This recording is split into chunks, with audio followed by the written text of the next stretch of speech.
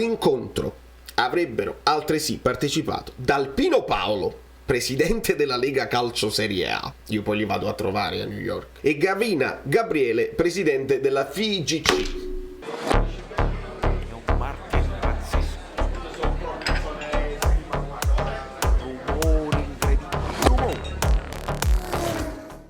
Amici bellini, come andiamo?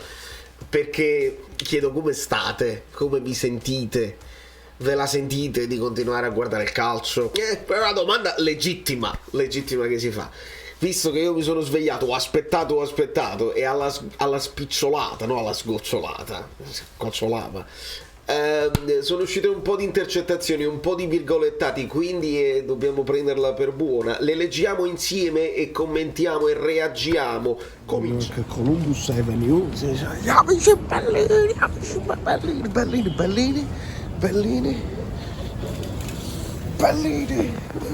Allora, io prima di tutto benvenuto Franco Cimmino, tutti i nuovi iscritti che che ci stanno abbracciando, la comunità si abbraccia e va bene così.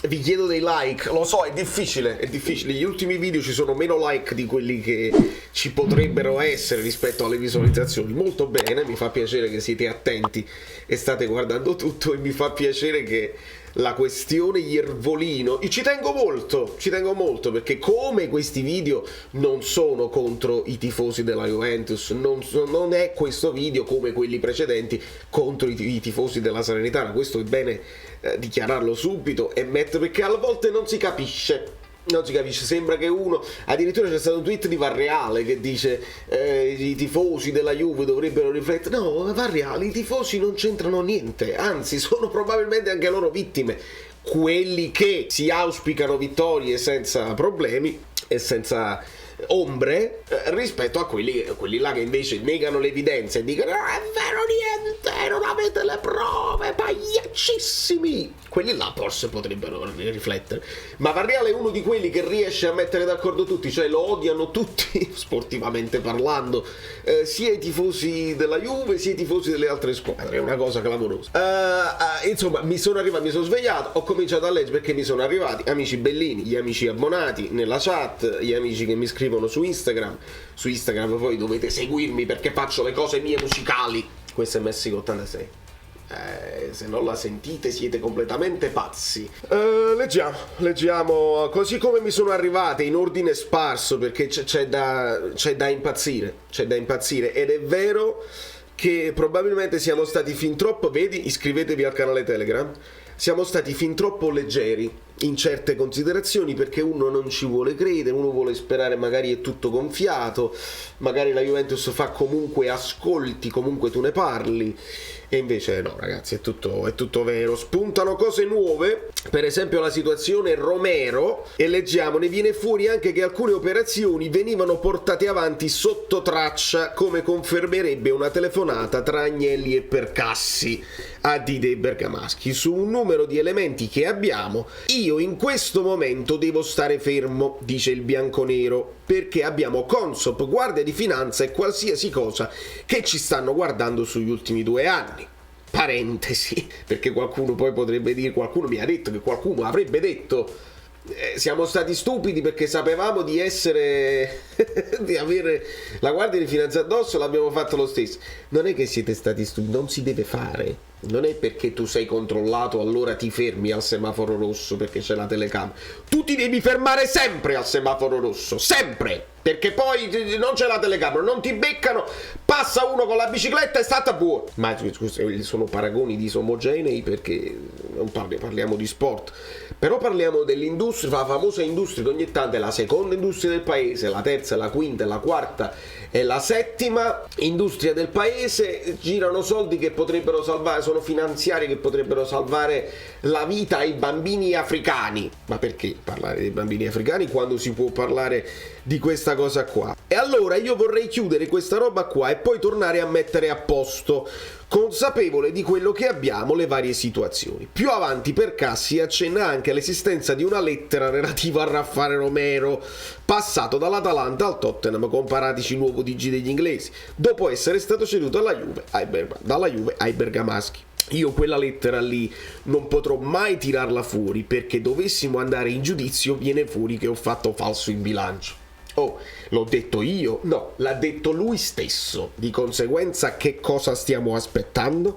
Mettiamo tutto agli atti e facciamo piazza pulita. Ma questo dovrebbe essere, ma non lo so se accadrà. Insomma, continuano a spuntare carte. C'era la carta di Ronaldo, la carta degli stipendi che loro avevano detto non li diamo, però poi li davano lo stesso. Ma andiamo per ordine, perché ce n'è per tutti. Quindi falso in bilancio. Nelle carte compaiono, oltre all'Atalanta, Sampdoria, Sassuolo, Empoli e Udinese. Il modus operandi, sempre secondo l'accusa, verrebbe ricostruito da Fabio Paratici con il DC del Pisa, Giovanni Corrado. L'oggetto del discorso è l'attaccante Lorenzo Lucca. L'ho sempre fatto, anche con Caldara, dice l'ex capo dell'area sportiva. L'operazione devi farmela fare a me, dammi retta. L'operazione la faccio io anche per il Pisa, tu devi darmi solo le linee, le metto a posto io. L'ho fatto per il Genoa tutta la vita, l'ho fatto per l'Atalanta tutta la vita, l'ho fatto per il Sassuolo tutta la vita.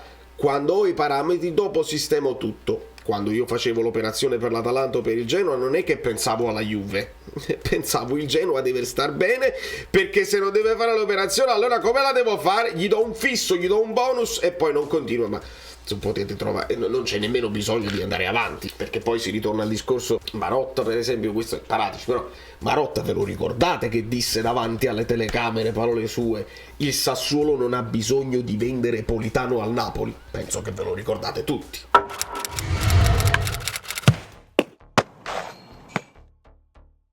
Di conseguenza, se esce oggi la notizia, perché stavo sentendo su Radio Pischis, c'era un'intervista e si diceva no, guarda che De Laurentiis l'ha chiesto Mazzocchi alla Salernitana. Allora ipotizziamo che effettivamente un Mazzocchi che stava facendo bene a inizio campionato, il Napoli sa. Poi ci sono una serie di discorsi da fare, i giovani, devi avere delle liste, eccetera, eccetera. Però metti che improvvisamente il padrone è impazzito e decide di mettere a posto anche quell'unica cosa, perché te lo puoi tenere, ma sai che non è un sostituto per Di Lorenzo e ti vuoi pigliare Mazzocchi là. E Volino dice, mi devi dare Dem, Zanoli e 20 milioni. Chi lo dice? Iervolino, quello là che difende Gravina e difende la Juve, no al linciaggio mediatico. Iervolino, quello là che all'epoca disse noi queste tre squadre importanti che ci rappresentano poi all'estero non siamo antagonisti, non mettiamo i bastoni, siamo proprio tutta una famiglia, perché ci conviene anche a noi, perché il 70% del nostro fatturato dipende da loro. Ma allora tutto torna, ma allora tutto è chiaro, ma allora qualche intuizione l'avevamo avuta e avevamo anche insomma un po' di remora a dirle, nel senso meglio non andare oltre con le parole, perché magari non ci sono i fatti che confermano i sospetti. La mano sul fuoco voi ce la mettete? La mano sul fuoco sul fatto che il calcio è pulito? Io non ce la metto, mi serve, io faccio il musicista. Andiamo avanti. Repubblica, intercettazioni Juventus, Dybala. Tanta gente pensava che noi rinunciassimo a 4 mesi di stipendio, invece ne abbiamo avuti 3. Questione della borsa, questione che devo continuare a leggere. Non era solo il Covid e lo sappiamo bene. Dall'altro abbiamo ingolfato la macchina con ammortamenti e soprattutto con la, penso sia melma, perché tutta la melma che sta sotto che non possiamo dire. Andrea Agnelli. Perché quando poi si intervista Manfredi, il sindaco di Napoli, lui risponde alla Juventus e lui risponde è stata travolta dalla pandemia. No, Agnelli dice di no, dice che non è solo il Covid, c'era della melma prima. Ma andiamo avanti. Scusa Fabio, dice Bonucci, io mi fido di te, ma se poi arriva un altro, Leo, la Juventus è quotata in borsa, è della famiglia Agnelli. Vuoi che succeda il finimondo per 2 stipendi? Dobbiamo essere aperti su tutto, la priorità sarà vendere in prima squadra, ma allo stesso tempo prepariamo cessioni giovani, facciamoci trovare pronti, così potremo scegliere e non essere costretti a restare a piedi. In qualche modo faremo e arriveremo a Dama, ne sono sicuro, siamo troppo bravi e troppo troppo allenati. Spazio J, è proprio stesso loro che riportano queste notizie. Sarebbe meglio, sulla questione Ronaldo, che non ci fosse quel carteggio, e ancora grazie che Ronaldo non ha fatto dei pizzini pericolosi. Sulla questione Ronaldo poi ci si torna. Che Rubini, giuro, ho avuto delle sere che tornavo a casa e mi veniva da vomitare solo a pensarci. Non c'è criterio nel modo in cui spendiamo i soldi, non c'è da stupirsi se in 2 anni abbiamo chiesto 700 milioni di euro agli azionisti. Voi vi renderete conto quando io faccio la premessa, i tifosi della Juve, gli azionisti non devono essere tifosi per forza, ma sono i tifosi stessi della Juve che dovrebbero vergognarsi della propria proprietà e chiedere a gran voce un azzeramento totale. Dire mamma mia che vergogna aver vinto così tutto quello che abbiamo vinto, aver inquinato un sistema che non coinvolge solamente noi ma anche tutti gli altri, quindi inquini anche la lotta per la retrocessione, le squadre che non servono a niente, le squadre che vogliono provare ad andare in Europa League. Non parliamo di Champions League e di scudetto, non parliamo di Patrizia. E poi qua sì, le cifre di Ronaldo: 29 milioni di euro lordi di stipendio nel periodo Covid, è su questo che si basa tutta la vicenda. 19 dell'anno scorso e 9 di quest'anno, diceva il direttore sportivo della Juve Feghe Rubini ad Agnelli in un'intercettazione. Una parte sarebbe stata pagata, ma in ballo resterebbero 19 milioni. Si tratta di stipendi arretrati che i soggetti ascoltati, riferiscono il PM, ipotizzano di condizionare alla permanenza di Ronaldo a Manchester. Il debito residuo sarebbe contenuto nella scrittura che ha firmato Fabio, questa scrittura famosa. Insomma, l'ultima che dobbiamo leggere, che forse è quella più importante, è questa cosa qui. Con riferimento ai rapporti sussistenti con taluni club di Serie A, si evidenzia che dal monitoraggio dell'utenza in uso ad Agnelli e Andrea è emerso che questi, in data 23 settembre, ha organizzato in via riservata un incontro presso la residente della madre, sita all'interno del parco La Mandria o La Mandria di Fiano o di Fianò, Torino, a cui avrebbero partecipato Percassi Luca, amministratore dell'Atalanta, Preziosi Enrico, presidente del CDA del Genoa, unitamente a una rappresentanza del fondo di investimento americano, nuovo proprietario. Quindi vieni con me, ti devo spiegare come funziona con questi qua.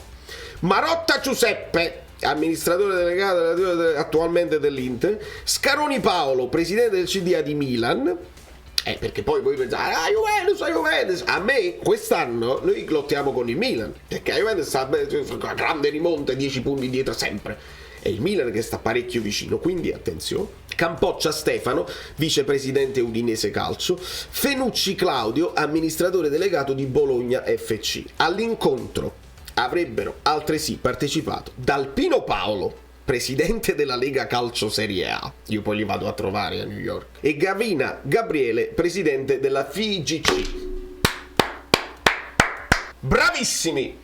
Allora quando Gravina dice stai fermi con il linguaggio mediatico, il linciaggio mediatico, perché potrebbero esserci anche altre squadre coinvolte, non è che ve la prendete solo con la Juve. Sì che ci sono altre squadre coinvolte, lo sai benissimo perché tu c'eri, lo sai benissimo che funziona tutto così. Premessa, altra premessa nel finale: se dovesse uscire, finora su De Laurentiis non ci sono proprio, perché lui litiga con tutti, entra in rega, dice prende a parolacce tu, nessuno ci vuole avere a che fare. Se dovesse uscire io dirò le stesse cose che sto dicendo anche per lui e anche per il Napoli, non c'è dubbio.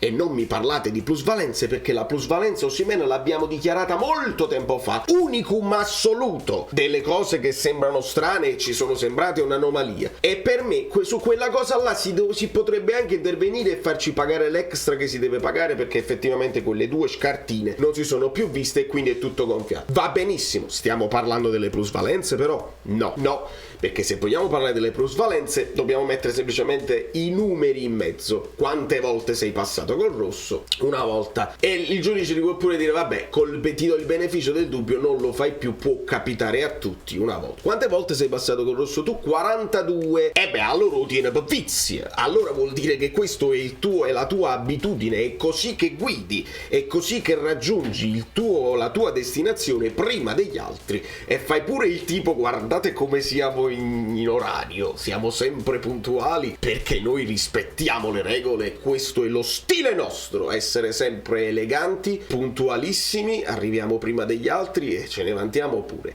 Da New York, Valerio Fluido è tutto. È chiaro, il Napoli gli allenamenti, Ramani a parte, va benissimo, l'Olivera dell'Uruguay è stato clamoroso anche lì perché la Corea batte il Portogallo e passa Kim che però sta un po' infortunato, Olivera se ne va in vacanza insieme a Lozano e poi toccherà a Zielinski, toccherà a Kim e vediamo anche sa. Vi bacio. No, ma poi parliamo del Napoli. Però per parlare del Napoli che gioca a calcio, che è lo stesso sport che viene inquinato da queste cose qua, noi non è che possiamo fare finta di niente, Ciao, sono Saveria Solida.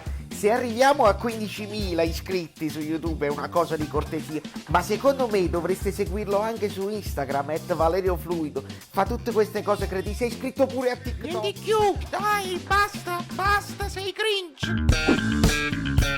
Quante cose.